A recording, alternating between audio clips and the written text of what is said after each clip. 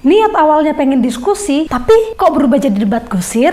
Hai, aku Eva Tambah, seorang certified MC dan trainer public speaking. Waktu aku kuliah di Fakultas Ilmu Sosial dan Ilmu Politik, dosen aku sering bilang kalau ada beberapa hal yang bisa dinilai benar atau salah. Tapi ada juga beberapa hal yang nggak bisa kita kasih label benar atau salah. Kenapa begitu? Karena setiap orang punya pengalaman dan pengetahuan mereka masing-masing. Pengalaman dan pengetahuan ini menentukan persepsi mereka. Nah, daripada diskusi berubah menjadi debat kusir, ada beberapa hal yang perlu kita perhatikan sebelum berdiskusi. Yang pertama, kita harus belajar mendengarkan dengan baik dan aktif. Yang kedua, usahakan untuk memahami sudut pandang orang lain. Tadi kan saya sudah jelaskan, tiap orang itu punya pengalaman dan pengetahuan yang berbeda. Pengetahuan dan pengalaman ini menentukan bagaimana mereka meresponi atau bagaimana mereka memikirkan tentang suatu hal. Yang ketiga, kalau diskusinya itu seputar topik yang sensitif, lebih baik disepakati.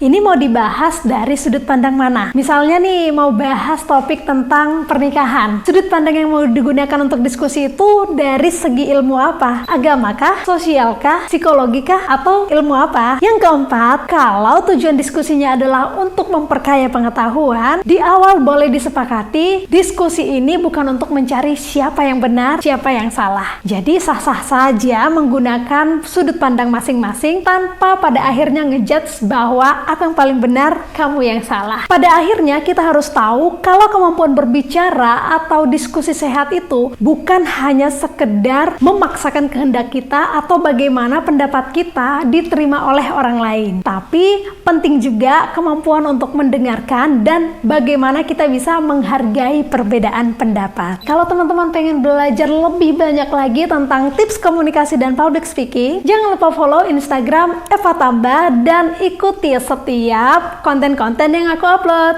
Bye-bye!